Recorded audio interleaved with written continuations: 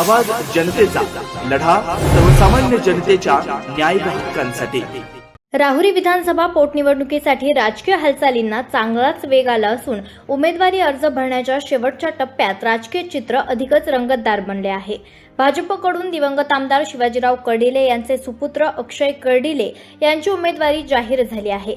प्रचारात त्यांनी आघाडी घेतली आहे। शिवाय विरोधी महाविकास आघाडीचा उमेदवार जाहीर होण्यापूर्वीच कर्डिलेंनी मतदारसंघ पिंजून काढलाय।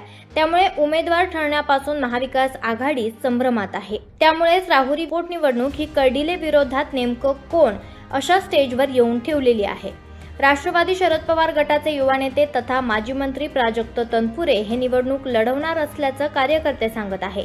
त्यांनीही मतदारसंघात पकड तयार केली आहे। मात्र कोणत्या चिन्हावर लढणार हा सस्पेन्स त्यांनी कायम ठेवलेला आहे। त्यातच आता दिवसेंदिवस घडामोडी वाढत आहेत। उद्या तनपुरे लढले किंवा थांबले तरीही निवडणूक बिनविरोध होणार नाही हे राजकीय घडामोडींवरून स्पष्ट झालंय। कारण महाविकास आघाडीचे नेते काँग्रेसचे बाळासाहेब थोरात यांनी राहुरीत काँग्रेसचा उमेदवार देण्यासाठी हालचाली वाढवल्या। शुक्रवारी नगरमध्ये बैठक घेऊन त्यांनी आढावा घेतला, काही नावांवर चर्चा केली। त्याच वेळी शिवसेना ठाकरे गटाचे लोकसभा संघटक पैलवान रावसाहेब खेवरे यांनीही थोरात यांची भेट घेतल्यानं ट्विस्ट तयार झालाय। मुळातच राहुरी विधानसभा वाढवण्यासाठी कार्यकर्त्यांच्या आग्रहास्तव पैलवान खेवरे हे लंगोट लावून तयार आहेत। थोरात यांची भेट घेऊन ते निवडणुकीच्या आखाड्यात उतरण्याच्या तयारीत असल्याचं जणू दंड थोपटून सांगितलेलं आहे।